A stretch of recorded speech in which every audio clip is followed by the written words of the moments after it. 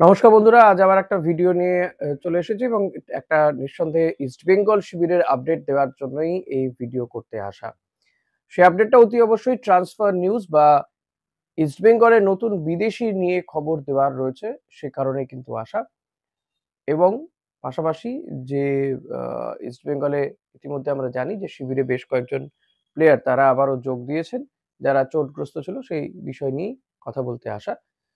তো আশা করি ভিডিওটি আপনাদের ভালো লাগবে। ভিডিওটি টেনে, টেনে দেখবেন না, পুরো দেখবেন।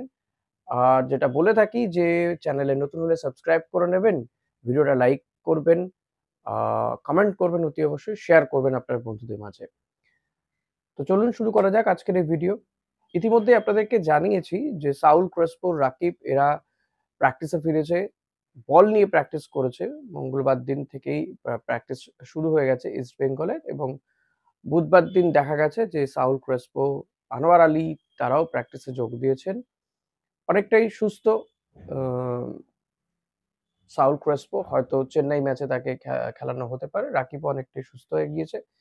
চেন্নাই এফসির বিরুদ্ধে যে ম্যাচ রয়েছে ৮ তারিখে সেই ম্যাচে রাকিব এবং সাউল ক্রেসপো দুজনকেই খেলানো হতে পারে। এখন আনোয়ার আ রিহ্যাব করছে এই মুহূর্তে।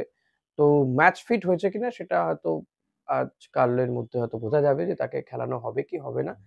সেটা এক্ষুনি বলা সম্ভব হচ্ছে না। তবে আনোয়ারকে প্র্যাকটিসে আসতে দেখা গিয়েছে এবং আগে যেমনটা দেখছিলাম যে খুঁড়িয়ে, খুঁড়িয়ে হাঁটছে তেমনটা নয়।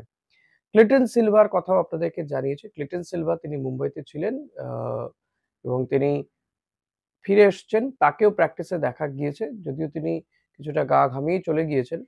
আ মানে চলে গিয়েছেন মানে বল নিয়ে প্র্যাকটিস করেননি সেভাবে, ছিলেন টিমের সঙ্গে। ক্লিটন সিলভা যেটা জানা যাচ্ছে যে তার পিঠে ব্যথাটা রয়েছে, কিছুটা হয়তো রিলিফ তিনি পেয়েছেন এবং ইনজেকশন নিয়ে তাকে আ খেলতে দেখা যেতে পারে। এবং সেক্ষেত্রে যেমনটা আমরা আইএসএল এর শুরুর দিকে দেখেছিলাম যে আ কিছুটা পরে তিনি নামছিলেন। কারণ তখনও তার ট্রিটমেন্ট চলছিল। ইনজেকশন নিয়েই তিনি আবারও নামবেন এমনটা কিন্তু শোনা যাচ্ছে। এখন সেই রিস্ক অস্কার ব্রুজো নেবে কিনা বা ক্লিটন সিলভাকে কোন অবস্থায় পাওয়া যায় সেটা তো দেখার বিষয়। তবে তার এই কমিটমেন্টটা নিয়ে কিন্তু কোন কথা হবে না। এটা কিন্তু বলা যেতে পারে তার এই কমিটমেন্টটা নিয়ে কোন কথা হবে না বস। এটা একজন বিদেশি প্লেয়ার যিনি ইস্টবেঙ্গলের হয়ে নামার জন্য ছটফট করেন প্রত্যেকটা মুহূর্তে। এটা জাস্ট কিছু বলার নেই আর।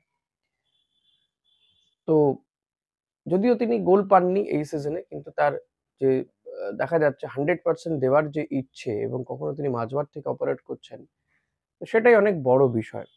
এবার আসা যাক বিদেশি আপডেট নিয়ে। ইস্টবেঙ্গলে একজন বিদেশি কনফার্ম হয়ে গিয়েছে। আপনাদেরকে আগেই বলেছিলাম যে বিদেশি আ মোটামুটি খুব শর্ট লিস্টেড হয়ে রয়েছে।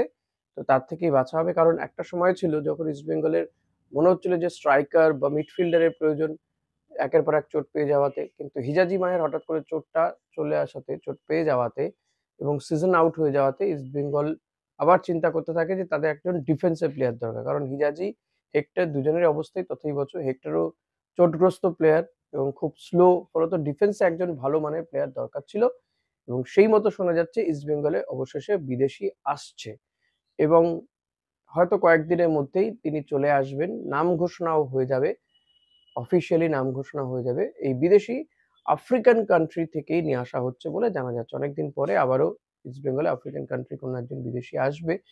আমাকে অনেকেই কমেন্ট করে জানিয়েছিলেন যে আই লিগ হোক, আইএসএল এ বিভিন্ন টিমগুলোতে আফ্রিকান কান্ট্রির প্রচুর প্লেয়ার রয়েছে।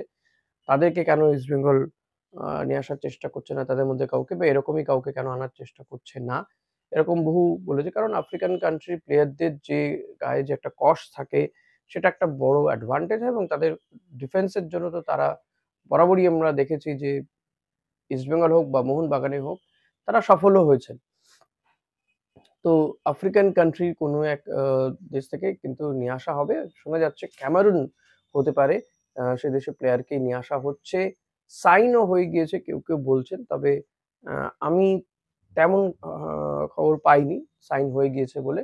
হয়তো সাইন হয়ে যাবে এবং নাম ঘোষণা হয়ে যাবে আজকালের মধ্যে কিন্তু ইস্টবেঙ্গল কর্তারা এই হিজাজি মাহেরের পরিবর্তে হিসেবে যে ডিফেন্সিভ প্লেয়ার তারা নিচ্ছে তার নাম ঘোষণা করে দেবে। নিঃসন্দেহে এটা খুশির খবর, ভালো খবর। যদিও আইএসএল এ ইস্টবেঙ্গলের প্রাপ্তির জায়গাটা আর কিছু নেই সে অর্থে। খাতায় কলমে হয়তো এখনো কিছুটা চান্সেস রয়ে গিয়েছে। এখন এই প্লেয়ার গুলো ফিরে আসছে রাকিব বা সাউল ক্রেসপোরা মাঝমাঠে ফিরে আসছে, নিঃসন্দেহে অস্কার ব্রুজোর কাছে অস্ত্র বাড়বে। তিনি ভরসা করার প্লেয়ারদের সংখ্যা তিনি আরো বাড়াতে পারবেন তার টিমে। পরিবর্তন প্লেয়ারের সংখ্যা তার বাড়ছে। এটা মুম্বাই ম্যাচেও দেখা গিয়েছিল যে পরিবর্তন কাকে করবেন বা মানে রিজার্ভের প্লেয়ারও সেই অর্থে ছিল না অস্কার ব্রুজোর হাতে। অন্তত তেমনটা পরিস্থিতি আর থাকছে না। সেই পরিস্থিতিতে কিছুটা উন্নতি হচ্ছে সুপার কাপ বা এফসি চ্যালেঞ্জ লিগের আগে।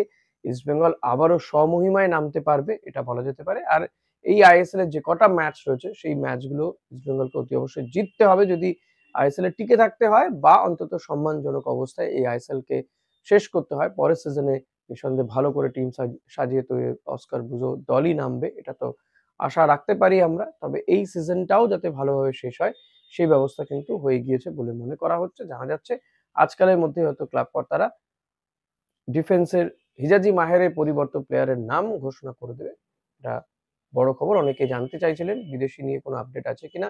তো তাদের জন্য এই আপডেট দিয়ে রাখলাম। আশা করি আপনাদের ভিডিওটি ভালো লেগেছে। ভিডিওটি ভালো লাগলে লাইক, কমেন্ট, শেয়ার করতে ভুলবেন না। চ্যানেলে নতুন হলে সাবস্ক্রাইব করে নেবেন। Thank you.